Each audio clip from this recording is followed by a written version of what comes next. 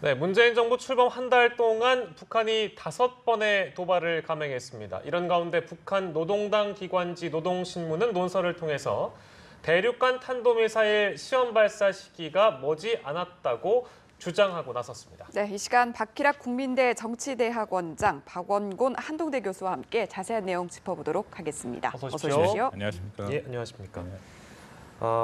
최근 들어서 도발이 잦았습니다. 말씀드린 대로 한 달 동안 5번의 도발을 감행했는데요. 일단 의도를 저희가 좀 분석을 해봐야 될 것 같은데 어떻게 풀이를 할 수 있겠습니까? 이거 제가 이제 뭐 이 프로그램뿐만 아니라 나서도 계속 북한이 핵실험을 하거나 미사일 예. 시험 발사하는 것은 성능 개량이지 예. 어떤 정치적인 메시지를 주기 위한 것이 아니라고 누누이 주장을 해왔습니다. 네.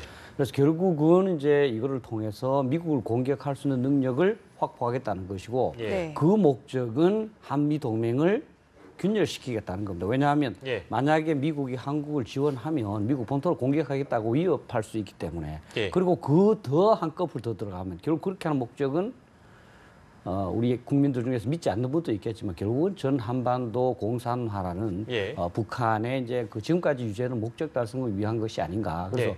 우리는 이것을 그 미국과 북한의 게임으로 볼 것이 아니라 우리의 전망과 관련된 예. 중대한 사안으로 봐야 됩니다. 미사일 성능 개량이 일단 목적인데 잦은 도발과 관련해서는 결국에 미국을 향한 메시지다 이렇게 봐도 되는 겁니까, 그러면?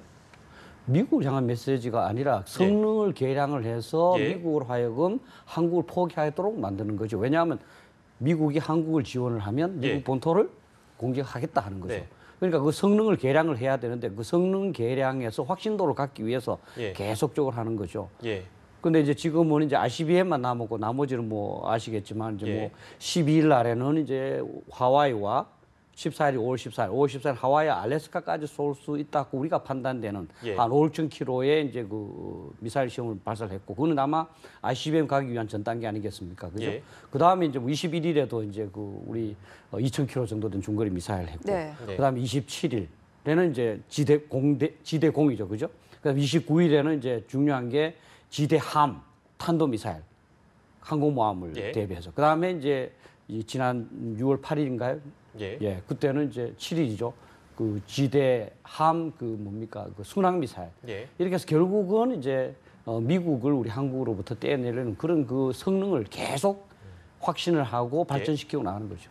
네, 말씀해 주신 내용에 따르면 성능 개량이 목적이다라고 얘기를 하셨는데 혹시 또 다른 시각에서 바라보시는지 궁금하거든요. 지금 북한의 입장에서는 당연히 미사일뿐만 아니라 핵을 실전 배치화하고 그래서 실질적으로 사용할 수 있는 단계까지 올리는 것이 굉장히 급박하죠. 예. 거의 두 가지 정도 이유가 있다라고 생각을 하는데 하나는 역시 제재의 효과를 좀 보고 있다라는 생각이 듭니다. 제재의 효과를 보고 있으니까 예. 그 부분에 대해서 자신들이 시간이 얼마 남지 않았다라는 생각이 있어서 지금 일주일에 한 번꼴씩 5번을 쏴야 되는 네. 거죠. 또 하나는 역시 가장 근본적인 문제 중에 하나로 미국과의 관계 개선도 그렇지만 핵과 미사일 자체, 특히 핵 보유국이 되는 것을 결코 포기하지 않는다라는 것이 북한의 궁극적인 목적이죠. 예. 그래서 그 핵 보유국을 향해서 이미 핵을 보유했다라고 저는 생각을 하지만 예. 그것을 이제 거의 미국을 향해서도 사용할 수 있을 정도의 수준의 핵 보유국이 최종 목표로 가고 있다. 네. 그러니까 두 가지 정도의 이유가 있다라고 생각을 합니다. 네, 그리고 앞서서도 간단히 설명을 해주셨습니다만 5번의 도발을 했는데 종류가 다 달랐잖아요. 각각 어떤 성능을 갖춘 미사일이었는지 설명 부탁드립니다. 예, 지금 말씀해 주신 것처럼 화성 12형이라는 것을 발사했죠. 그것은 중거리 탄도 미사일이라서 하와이와 알래스카까지 이제 타격이 가능한 형태고요. 지금 말씀드리는 미사일이 지난 4월 15일 열병식 때 사실 나왔던 미사일들입니다. 네. 그중에 일부는 우리가 전에 봤던 형이 좀 개량형도 있고 이제 새로운 등장한 것도 있죠. 5개를 그렇게 보는데 그중에 대부분이 지금 이제 이번에 발사 시험을 한 거고요. 그다음에 이제 준중거리 미사일로 북극성 2형이 있습니다. 이것은 특징이 고체 연료를 쓰는 거죠. 네. 고체 연료를 쓴다는 것은 그만큼 발사 시간을 단축할 수 있기 때문에 우리가 대비하기가 굉장히 힘들어진다라는 거고요. 그 다음에는 이제 스커드 개량형으로 보여지는 그 정밀 유도 탄도 미사일을 쐈고 얼마 전에 쏜 것이 이제 지대함 순항 미사일이죠. 그것은 네. 함정을 공격할 수 있는 거고 순항 기능이 있다라는 것은 사실 상당히 중요합니다. 북한의 미사일 개발 역사를 보면 주로 탄도 미사일을 많이 개발을 했거든요. 거기에 네. 중점을 뒀습니다. 탄도 미사일은 속도가 빠르고 파괴력이 크죠. 근데 대신에 정밀도가 떨어집니다. 이번에 보여준 순항 미사일은 예. 탄도 미사일에도 순항 미사일의 기능을 해서 결국 정밀 유도까지 가는 것으로 해서 공격이 가능한 그런 미사일을 개발하겠다. 이건 결국 ICBM에 필요한 기술들을 다 접목하고 있다. 그렇게 보시면 될 것 같습니다. 네, 예. 두 분 말씀 들어보니까 북한의 미사일 그 기술 개발은 어느 정도 높은 수준에 올라와 있다고 그럼 봐도 되는 건가요? 그렇죠. 북한이 이제 그 3월 18일 날 그 엔진을 시험을 하고 나서는 3.18 혁명이라고 그랬습니다. 미국으로 그 보내려면 예. 엔진의 출력이 커야 되지 않겠습니까? 그래서 예, 예. 이 엔진은 핵무기, 예. 질량이 한 500kg 이상이 되는 그 핵무기를 미국으로 보낼 힘을 구비하게 됐다 하는 게 이제 3월 18일 날 시험 결과고 그래서 이제 그 혁명이라고까지 이제 그 자기들이 만족감을 표시한 겁니다. 예. 그 다음에 중요한 게 이제 보냈을 때 그 대기권 재도입하는 그게 제일 문제라고 이제 말 들으셨을 겁니다. 예, 그런데 지난 그 5월 14일 날 쏜 그 화성 12형 예. 그것이 고도가 2111km까지 올라갔다고 북한이 얘기를 했거든요. 예. 통상 이제 그 ICBM이 한 2,000km 고도 올라가는데 예. 거기서 들어오면서 북한이 이제 그 발표하기에 의하면 그 재도입 환경에서 이 탄두의 유도와 폭발이 전부 정확했다 이렇게 예. 발표를 했습니다. 그 예. 말은 탄두를 다시 이 공기가 있는 환경 속으로 이상 없이 파괴되지 않고 들어왔다는 거거든요. 예. 그러니까 이제 ICBM보다 조금 더 속도가 빠르고 그러니까 열이 더 나겠지만 예. 거의 ICBM을 미국으로 발사할 수 있는 그런 능력을 갖췄다 이렇게 봐야 됩니다. 참 넉넉고 바라보기 위험한 상황이 이어지고 있는 그렇죠. 그런 것 같은데 그 얼마 전에는 무인기도 그 강원도에서 발견이 돼가지고요. 북한이 군사 위성이 없기 때문에 무인기 개발에 열중한다라는 내용은 어느 정도 알려져 있는 상황입니다만 이 무인기 위협은 어떻게 보셨습니까? 저는 그 무인기 위협에 대해서 그때도 그랬습니다만은 지나치게 민감한 것이 오히려 조금 문제가 될 수가 있다. 뭐냐면 이제 무인기를 공격용으로 사실은 이제 뭐 핵탄두나 이런 거를 실었을 때는 문제가 되지만 지금 예. 2014년 3월에 이제 파주나 또 백령도에 발견된 거나 이번에도 아마 그때 쏜 것 같은데요. 발견된 거는 사실 제가 아주 조금 이제 이 질이 낮은 그냥 관측용이거든요. 사실상 좀 조악한 예, 수준이었다. 그렇습니다. 예. 그럼 거기에 대해서 이 무인기를 그러한 작은 무인기를 그 탐색하려면 너무너무 많은 자원이 필요합니다. 예. 그럼 사실 우리한테 가장 중요한 위협은 뭐냐 하면 북한의 핵 미사일 위협이거든요. 예. 자칫하면 이 핵 미사일 위협에 대한 집중도를 이 무인기 대비가 조금 떨어뜨릴 수 있다. 실제로 2014년 3월 하고 나서 지금까지 그다지 북한의 무인기 활동이 활발하지가 않았습니다. 그만큼 네. 한계가 있기 때문입니다. 그래서 따라서 저는 뭐 그것도 위협이 아니라고 볼 수는 없지만 핵 미사일 위협에 비하면 예. 아주 우선순위가 낮는 수준이다. 저는 이렇게 말씀드리고 싶습니다. 네, 저희가 뭐 북한의 그런 기술력 수준에 대해서 좀 자세히 얘기를 나눠보고 있는데 앞서서도 얘기를 해주셨습니다만 이 노동신문을 통해서 ICBM 시험 발사 시각이 머지 않았다 북한이 이렇게 밝힌 상태인데 지금 이런 내용이 나오다 보니까 언제 도발할 것인가 이 부분에 촉각이 지금 곤두세워지고 있거든요. 어떻게 예측을 하십니까? 준비는 돼 있다라고 예. 생각합니다. 올해 초에 그 김정은이 육성 신년사를 통해서 이미 이제 대륙간 탄도 로켓의 발사 시험은 언제든지 가능하다라고 얘기를 했고요. 5월 31일 날도 비슷하게 북한 매체에서 또 가능성이 네. 언제든지 준비돼 있다 얘기를 했고 바로 이제 어제 다시 한번 얘기를 한 거죠. 예. 우리가 예상하기는 4월 달에 발사를 하지 않을까 하는 이제 이른바 4월 위기설의 핵심 중에 하나였지 않습니까? 예. 4월 15일과 25일이 있었기 때문에. 근데 그 당시에는 뭐 미국이 아주 강력하게 압박을 했고 칼빈슨호를 보냈고 또 중국도 이제 덩달아서 중국도 같이 북한을 압박한 것으로 알려져 있습니다. 그래서 일단 4월은 넘겼는데 예. 지금 전체적으로 이 환경을 보고 있겠죠. 분명히 시험을 하긴 해야 된다라는 것은 북한의 입장에서는 당연한 일이고요. 그게 최종적으로 자신들이 핵 능력을 완비했다라는 것을 미국한테 보여줘야 되는 거기 때문에. 네. 예. 근데 이제 어느 시점에서 할 건지에 대해서는 나름대로 지금 계산을 하고 있을 겁니다. 당연히 미국과 중국을 고려할 것이고 또 한국에 새로 들어온 정부에 대해서도 뭐 고민을 해야 되는 그런 상황이겠죠. 예, ICBM 시험 발사가 실제 언제 이루어질 것인지에 대한 저희가 질문을 드렸는데 미국에서는 이런 주장이 나왔네요. 그런 직접적인 미사일 ICBM 발사보다는 이 부분은 좀 설명이 필요한데요. 핵 EMP-탄을 선택할 가능성이 크다는 주장이 미국에서 나왔습니다. 일단 핵 EMP-탄이 뭔지도 궁금하고요. 이런 주장이 나오게 된 배경은 또 어떻게 보시는지 궁금하네요.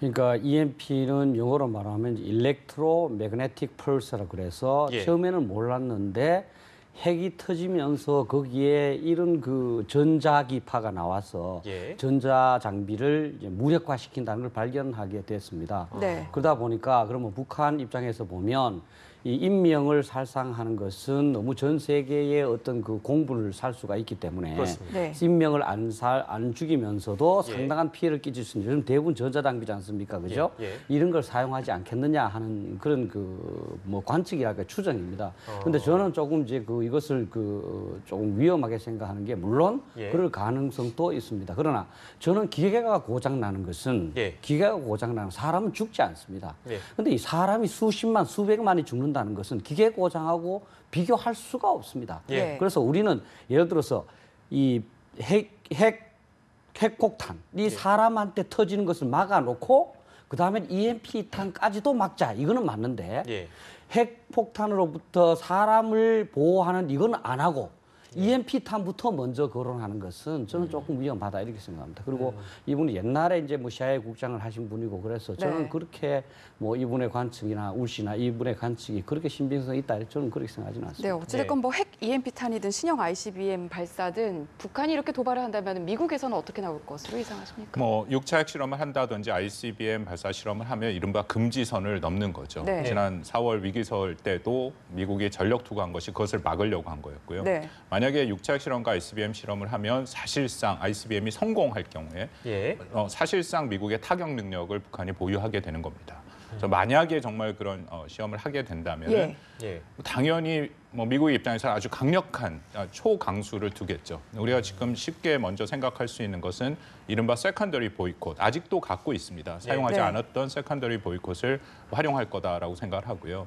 또 유엔에서 다시 한번 제재안이 통과되는데 그동안 제재안에서 늘 있었던 구멍들이 있지 않습니까? 예를 들어서 원유 수입을 금지한다든지 아니면 북한이 해외에 송출하고 있는 그런 노동자들의 그런 송출 금지라든지 그리고 또 하나 있다면은 민생용으로는 여전히 북한이 석탄 같은 것을 수출할 수 있는데 그것도 막을 수 있다라는 거죠. 이제 그런 것들이 포함된 강력한 제재안이 당연히 상정이 될 거고 중국이 반발할 겁니다. 그래도 6차 핵실험과 ICBM까지 간다면 중국의 반발이 그렇게 아주 격심하게 반발할 수 있을지 예. 미국의 그런 입장도 중국이 고려를 해야 될 부분이 분명히 있다라 생각을 하고요. 예. 당연히 트럼프 행정부는 계속 얘기하는 군사적인 옵션도 배제하지 않겠다라는 것이 조금 더 현실화될 가능성도 저는 있다라고 생각을 합니다. 군사적 옵션까지. 근데 한 가지 좀 추가 예, 예, 드리고 싶은 게 북한이 미국 본토를 공격할 수 있는 능력을 구비하면은 예. 미국으로서는 선택의 방향은 두 가지밖에 없습니다. 어떤 겁니까? 물론 경제 제재도 하지만 하나는 군사적인 옵션을 통해서 그걸 제거하든지 예. 그렇지 않으면 협상을 해야 됩니다. 그것을 인정을 하고 예. 북한이 요구하는 조건을 들으면서 북한하고 우호적으로 지내는 거죠. 사실 두 개 다가 우리 한국과는 굉장히 불리한 상황입니다. 네. 군사적인 조치를 가해도 우리가 사실 뭐 북한이 우리한테 보복을 하지 않겠습니까? 그죠? 예. 그 협상을 만약에 한다면 우리는 사실은 그 북베트남과 미국의 협상처럼 그 제외되고 한반도의 어떤 뭐 주도적인 입장을 갖는 게 북한이 되는 겁니다. 예. 그래서 따라서 우리는 이거 자꾸 미국하고 북한하고의 문제를 볼 것이 아니라 예. 우리의 전망, 아까도 말씀드린 생사에 걸린 문제이기 때문에 예. 이 능력을 사실은 못 갖도록 막아야 되고 예. 그 전에 우리는 미국하고 협조해서 예. 미국이 협상하기 전에 우리가 미국과 협조해서 더욱더 철저하게 북한이 이러한 능력을 못 갖도록 노력해야 된다는 거예요. 그러니까 한반도가 전쟁터가 되는 게 아닌 이상은 미국이 북한과 통할 수밖에 없는 두 번째 선택을 하게 돼도 결국에 우리가 대북 주도권을 잃을 수 있는 가능성이 높다라고 보시는 거죠. 그렇죠. 그러면 이제 문재인 정부가 출범한 지 30일 정도 됐습니다. 근데 이제 그 대북 관련해서 접근 방법에 대해서는 그 의견이 좀 분분한 상황인데요. 일단 그동안 어떻게 보시는지 좀 궁금하네요. 사실은 이제 대화를 말씀을 하셨는데 예. 대화는 제가 이 자리에서도 지난번에도 말씀드렸습니다만 상방이 오케이 해야 됩니다. 제가 예. 이 아나운서하고 대화를 하고 싶어 해도 예. 아나운서께서 대화 안 한다 그러면 대화를 못 하는 겁니다. 예, 예. 그러니까 우리가 대화를 희망하지만 그 대화를 하기 위해서 뭘 해야 될 것인가? 대화를 하기 위해서 대화를 하자 하는 그 제안, 또 대화를 하면 좋겠다 하는 그 예. 마음만으로는 부족하다는 거죠. 예, 예. 이 경제 제재나 군사적 압박 이렇게 하는 것 자체가 예. 사실 대화를 하기 위한 목적입니다. 예. 제가 만약에 북한의 핵무기를 계속 개발해봐야 우리는 철저하게 대비해서 아무 소용은 없다. 예. 오히려 북한이 경제적으로 핍박해지고 결국은 세계에서 고립되고 나중에는 진짜 붕괴되는 상황을 맞을 수밖에 없다. 그러니까 대화하는 게 좋을 거다. 예. 이렇게 해야 대화를 하지. 예. 지금 우리가 대비를 하지 않는 상태에서 무조건 대화해서 풉시다 하면 핵무기 가진 입장에서 대화할 필요가 없는 거죠. 자기는 핵무기 갖고 있는데. 예. 따라서 대화가 나쁘다는 것이 아니라 대화라는 방법에 있어서 이제 실질적으로 가능한 방법. 예. 북한이라는 비합리적이고 핵무기를 가진 나라를 예. 협상 테이블에 끌어낼 수 있는 방법. 이거를 고민해야 되고 그것이 어렵다는 거죠. 그거를 그래서 예. 미국이든 전 세계든 고민하는 것이고 예. 그냥 단순히 대화합시다 하는 말로는 저는 부족하다는 겁니다. 그래서 그 첫 단추가 민간 교류 협력 이런 부분에서 일단 물꼬를 튼다라는 게 이번 정부의 첫 발걸음인 것 같은데요. 객관적으로 보기에 그건 어떻습니까? 예, 그래서 저는 이제 누누이 얘기가 북한하고 지금 상황이 이렇기 때문에 저는 접촉을 해야 된다. 접촉을 예. 해서 예. 우리 민족의 공멸로 갈 수 있는 이런 그 핵 상황으로서는 안 가야 된다. 예. 그러기 위해서 접촉을 해야 됩니다. 접촉을 하되 다만 접촉은 하되 북한이 핵무기 만드는 데 도움이 되는 어떤 지원이나 돈이 간다. 이건 안 해야 된다. 예. 근데 그 접촉에서도 아까 제가 말씀드렸지만 우리가 말라리아 방역을 위해서 우리가 약품을 보내주겠다. 좀 받아주라. 우리 예. 사람도 보내겠다. 예. 안 받아줬지 않습니까? 그렇습니다. 결국 우리 일방의 희망과 제안으로는 성사되지 않는다는 걸 저희들이 깨달아야 된다는 거죠. 네. 알겠습니다. 박원건 교수께서는 어떻게 보셨는지 같은 질문 좀 드릴게요. 한국의 선택은 저는 세 가지가 있다라고 생각을 합니다. 네. 첫 예. 번째는 현 정부가 어쨌든 대화를 강조하는 건 사실이고요. 제재에 또 제재 자체가 목표가 아니라 예. 제재를 통해서 대화를 한다라는 거죠. 그러니까 대화를 관해서는 세 가지가 있는데 첫 번째는 무조건적인 대화의 가능성이 있죠. 예. 그래서 북한에 대해서 지금 뭐 일종의 그런 모습이 조금 보이긴 합니다. 예. 뭐 정부 간의 대화는 피하더라도 민간 차원의 대화는 한다라는 것을 일단 정부에서 밝혔고요. 물론 네. 북한이 지금 거부를 하고 있는 상황이고 네. 그게 이제 첫 번째 우리 선택이 될 수 있고요. 예. 두 번째 선택은 지금 국제사회가 하고 있는 것, 대북 제재와 압박을 통해서 북한의 최소한의 핵 동결 조치 정도는 단초가 제공이 돼야 그 다음에 북한과 의미 있는 대화를 한다라는 것이 이제 두 번째 선택이 될 수 있는 거고요. 예. 나머지 세 번째 선택은 가장 확실한 북한의 비핵화 조치. 예. 이것은 2012년에 미국과 북한 간에 했던 이른바 229 합의가 있습니다. 거기를 보면 북한이 핵 포기를 선언을 하고 핵과 미사일 실험을 다 동결을 하고 IAEA 사찰단을 다시 들여보내면서 예. 검증을 하는 그 단계까지 북한이 다 수용을 해야 지금 이제 대화를 시작한다라는 게 그 현재로서는 트럼프 행정부의 입장이고요. 네. 그러니까 한국의 입장에서는 제 생각에 두 번째나 세 번째 정도의 선택을 하는 것이 당연히 바람직하다라고 생각합니다. 첫 번째 선택을 하게 될 경우에는 굉장히 어려움이 많이 있죠. 지금 이뤄지고 있는 국제사회의 대북 제재의 단일 전선에서 벗어나게 되는 거고 예. 또 북한은 늘 한국의 목표가 아니라 예. 한국을 타고 미국한테 가려고 하는 부분이 예. 있고요. 중국도 나름대로 지금 굉장히 자신들도 밝혔는데 곤란한 상황이다. 네. 미국과 북한 사이에 곤란한 상황이다라고 얘기를 하고 있습니다. 네. 이제 그런 거에 이용될 수도 있죠. 그러니까 중요한 것은 우리 박 교수님도 말씀하신 것처럼 한국이 국제사회랑 특히 미국과 중국과 공조를 해서 사전 예. 공조를 해서 대북 정책의 어느 수준까지 우리가 목표로 가고 대화를 네. 어떤 상황에서 대화를 한다라는 것을 확실히 한 후에 같이 국제사회에 움직이는 것이 굉장히 중요하다라고 생각을 합니다. 예. 네, 문재인 정부 앞에 놓인 외교 현안 가운데 우리가 지금까지 얘기해본 대북 정책과 더불어서 이제 사드 관련된 그냥 큰 그런 문제가 놓여 있는데 한미가 지금 합의한 이 사드 배치와 관련해서 앞으로 어떻게 흘러갈 것으로 보시는지도 사드 문제가 궁금한데요. 굉장히 어려워지고 예. 있습니다. 지금 정상회담이 이번 달 말에 지금 예정이 돼 있죠. 사드 문제는 참 풀기 어렵다라고 생각을 합니다. 한 가지 확실한 것은 트럼프 행정부, 특히 트럼프 대통령의 생각은 사드 무기 체계 자체가 이것은 주한 미군을 방어하기 위해서 미국이 돈을 들여서 갖고 오는 무기고요. 예. 주한 미군이라는 것은 한국을 방어하기 위해서 주둔을 하고 있다. 그렇게 생각을 하고 있습니다. 그렇기 때문에 지난번에 트럼프 대통령이 2번이나 사드 비용을 한국이 내야 된다고 얘기를 한 것이 우발적인 것이 아니고요. 예. 트럼프 대통령의 생각과 그 머릿속에는 그것이 당연한 것으로 갖고 있다라는 거죠. 예. 근데 지금 이런 상황에서 한국이 지금 사드 배치가 사실상은 지금 연내에는 어려워진 상황 아닙니까? 예. 제가 걱정하고 우려하는 것이 한국이 생각하는 사드와 미국이 생각하는 사드 사이의 간격이 너무 크다라는 거죠. 예. 근데 이런 것들이 뭐 우리 정의용 실장도 여러 번 얘기를 해서 이것은 국내적인 절차상의 문제지 사드 배치를 철회하는 것은 아니다라고는 하지만 네. 보내지는 미국에 대한 메시지는 아닌 메시지가 지금 계속 보내질 수 있다라는 겁니다. 딕 더빈 민주당 상원 원내총무도 와서 분명히 얘기를 한 것이 한국이 사드를 원치 않으면은 예. 뭐 충분히 뺄 수도 있다라는 식으로 얘기를 했거든요. 네. 그러니까 중요한 것은 정상회담 하기 전에 이 문제에 대해서 일단락을 좀 지어야 되고요. 그리고 한국의 명확한 입장을 좀 밝히면서 핵심은 결국 미국과 공조를 해야 되는 거 아닌가 저는 그렇게 생각을 합니다. 네, 그 시작점이 이제 한미 정상회담이 될 것으로 예상이 되는데 사드 보고 누락 사태 이후에 아무튼 미국을 보더라도 미국은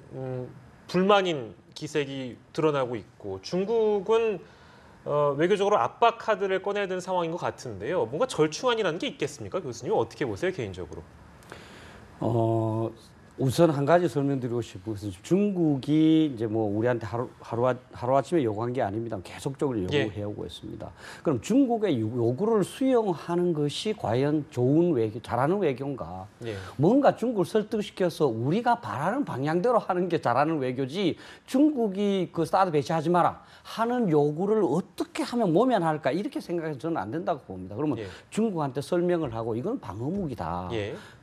만약에 저는 항상 그러지 우리가 기지에 설치해놓고 중국의 주요 관리를 다 불러서 이것이 중국하고 전혀 상관이 없음을 우리가 설명해 주겠다라든지 이런 뭔가 중국을 설득하는 노력이 저는 가장 중요시 된다고 생각하고요. 예. 그다음 두 번째는 뭐냐면 우리가 동맹을 보는 데 있어서 한미 동맹과 한중 관계의 본질적인 차이를 분명히 알아야 됩니다. 네. 한미 동맹은 동맹이라는 것은 우리가 공격받을 때 미국이 우리한테 도와주고 또 미국 공격받으면 우리도 도와줍니다.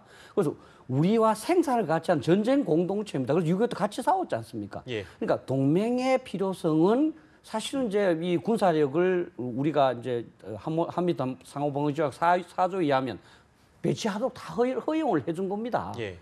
근데 한중 관계는 동맹하고 굉장히 차이가 있습니다. 사실 그냥 전략적 협력 동반자 관계라는 것은 조금 이제 보통 관계보다는 조금 더 잘해보자는 수사에 불과한 것이지 예. 어떤 의무가 전혀 이제 전제되어 있는 건 아니거든요. 예. 그러고 나서도 천안함 연평도 했을 때 중국은 계속 우리 편 안 들었습니다. 예. 따라서 우리는 한중 간에서 자꾸 동등하게 보면서 균형을 잡으려고 그러는데 예. 한쪽은 동맹이고 한쪽은 보통 관계 속에서 당연히 우리는 안보 문제는 동맹 쪽의 그 입장을 들어야 된다. 그리고 나서 중국을 설득해야 되는 것이지 이 속에서 동등한 요구로 보고 자꾸 균형을 잡으려면 사실은 작은 것을 위해서 큰 거를 잃는 그 어떤 좀 굉장히 그 좀 나쁜 그런 그 결과가 될 수도 있다고 봅니다. 네, 이런 상황 속에 이제 우리는 한미 정상회담을 또 앞두고 있잖아요. 셰넌 미 국무부 정무차관 13일에 방한할 예정이라고 하는데 사드 문제라든지 북핵과 관련해서 어떤 의제가 오고 갈 것으로 예상을 하십니까? 셰넌 정무차관이면 국무부 서열 3위입니다. 예. 지금 사실상은 실무진에서 한미 정상회담을 논의를 해야 되는데 문제가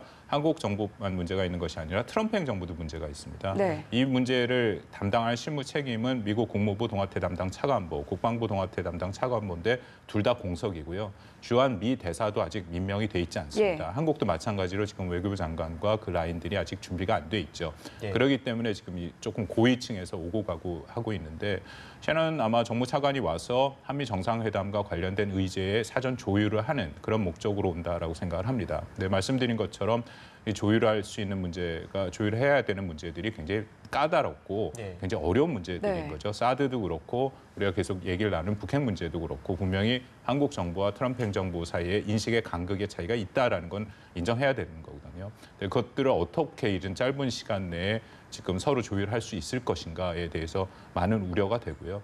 자, 한 가지 이제 정상회담을 앞두고 제가 좀 조언을 드리고 싶다라고 생각을 하는데, 또 다행히 엊그저께 다시 언론 보도에 의하면 이번에 한국의 대표단이 갈 때 경제인들을 같이 간다라고 네. 얘기가 나왔습니다. 근데 제 기억에 한 2주 전의 보도에 이번에는 경제인들을 안 데리고 가고 안보 이제만 주로 다룬다라고 얘기를 했는데요. 트럼프 대통령과의 정상회담을 한 주요 우방국, 특히 트럼프 대통령이 후보 때 매우 공격을 많이 했던 국가들, 독일, 사우디, 일본, 나토를 보면 관계가 좋아진 국가들은 사우디와 일본인데 네. 결국은 미국이 원하는 경제적인 인센티브를 충분히 제공을 했다라는 거죠. 아베 신조 수상 같은 경우에는 7,500억 불을 투자를 하고 70만 개 일자리를 만든다고 얘기를 했습니다. 사우디 같은 경우에는 1,100억 불의 미국의 무기를 산다고 얘기를 한 거죠. 예.